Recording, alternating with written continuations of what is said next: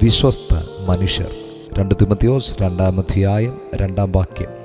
നീ പല സാക്ഷികളുടെ മുൻപാകെ എന്നോട് കേട്ടതെല്ലാം മറ്റുള്ളവരെ ഉപദേശിപ്പാൻ സമർത്ഥരായ വിശ്വസ്ത മനുഷ്യരെ ഭരമേൽപ്പിക്കാം.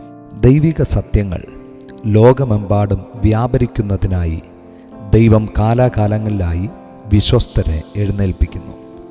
പൗലോസ് അപ്പോസ്തലൻ തിമോഥെയോസിനെ പഠിപ്പിച്ചു. തിമോഥെയോസ് മറ്റുള്ളവരെ പഠിപ്പിക്കണം. മത്തായി എഴുതിയ സുവിശേഷം 28-ാം അധ്യായം 20-ാം വാക്യം. കർത്താവിൻ്റെ വചനം ഉപദേശിച്ചുകൊണ്ട് സകല ജാതികളെയും ശിഷ്യരാക്കിക്കൊള്ളുവാൻ യേശു അരുളി ചെയ്തു. ദൈവിക ശുശ്രൂഷ തുടങ്ങുന്നത് ഒരു വ്യക്തിയിലൂടെയാകാം, എന്നാൽ അത് തുടരുന്നത് വിശ്വസ്തരിലൂടെയാണ്. ഇത്തരത്തിൽ ദൈവത്തിൻ്റെ പ്രവൃത്തി തലമുറകളായി നദി പോലെ ഒഴുകുന്നു. വിശ്വസ്തത കഴിവിനേക്കാളും വലുതാണ്. കഴിവുള്ളവരെക്കാൾ വിശ്വസ്തരെയാണ് ദൈവം തിരയുന്നത്. ദൈവത്തിനു വേണ്ടത് വലിയ പ്രസംഗകരെയല്ല, വിശ്വസ്തരെയാണ്. ദൈവം നൽകിയ വചനത്തിൽ, ദൗത്യത്തിൽ, ഉത്തരവാദിത്വങ്ങളിൽ വിശ്വസ്തരെയാണ് ദൈവം അന്വേഷിക്കുന്നത്.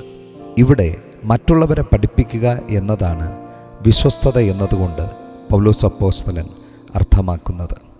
കാരണം സുവിശേഷം എന്നത് ഒളിച്ചു വയ്ക്കേണ്ട നിധിയല്ല, പകരപ്പെടേണ്ട ജീവനാണ്. ഇന്നത്തെ സഭയ്ക്ക് ആവശ്യം പ്രശസ്തരെയാണ്, വിശ്വസ്തരെയല്ല. ഇന്നത്തെ സഭയ്ക്ക് ആവശ്യം സാമൂഹിക മാധ്യമ താരങ്ങളെയാണ്, സത്യസുവിശേഷം പ്രസംഗിക്കുന്ന വിശ്വസ്തരെയല്ല.